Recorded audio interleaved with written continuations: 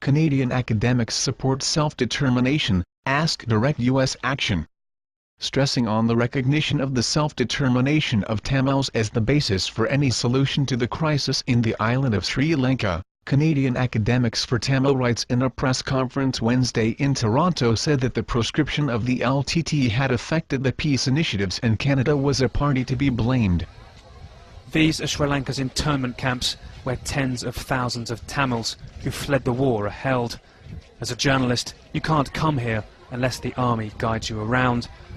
But these pictures were taken independently by a cameraman for Channel 4 News who managed to get into the camps. He filmed, for the first time, people talking freely about life here.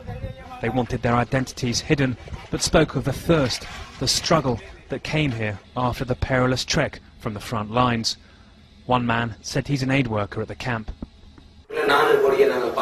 Personally, I saw 4 dead bodies inside the camp, 3 women and a man. Worms came out of the mouth of one. It must have been there for 3 to 4 days. People just live with the dead bodies without doing anything. Some children were close to one. They didn't know that it was dead. People don't know who to complain to, so they just leave it. I saw mothers unable to feed their children.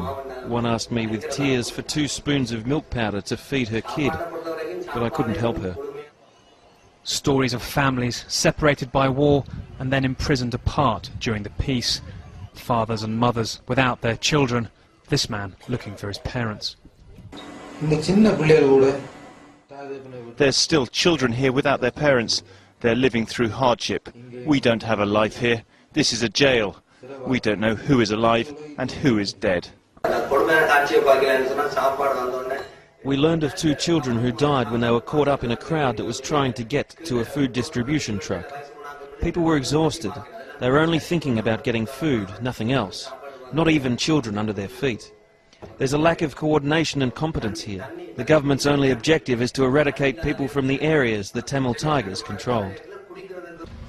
The government denies these allegations and says it's mounting a huge aid effort. But another aid worker at the camp made a more serious claim. She said she believed soldiers were abducting young women and sexually abusing them.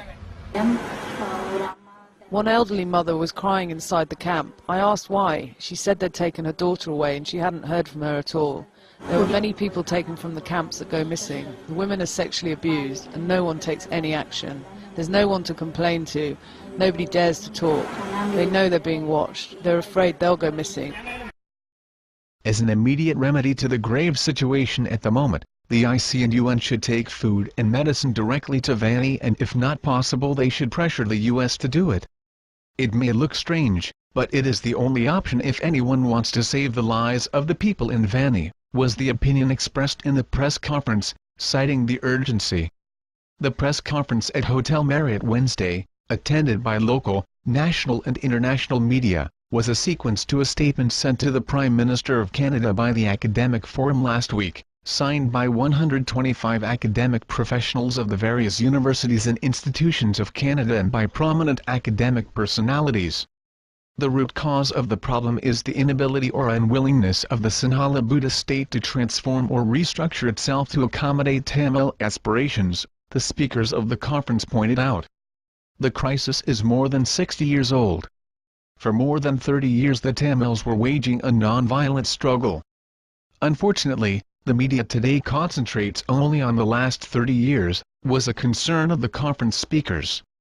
Our aim in issuing this statement was to call on the Canadian government to take a stand on the situation in Sri Lanka, said Aparna Sundar, professor of political science, Ryerson University.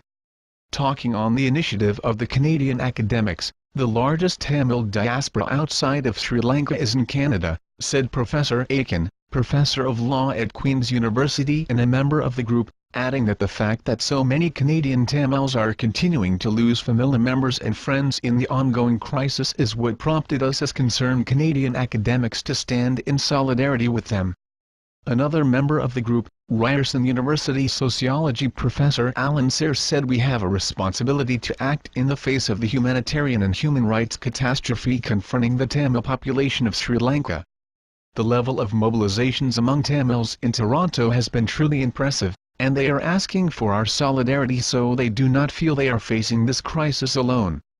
Sharon Aiken, professor of law, Queen's University, in her comments said while there is no doubt that the tigers must change their stripes, Canada's proscription of the LTTE in concert with the EU, the United States and a number of other countries has had the effect of further marginalizing moderate voices within the Tamil militant movement and destroying the prospects for a political solution.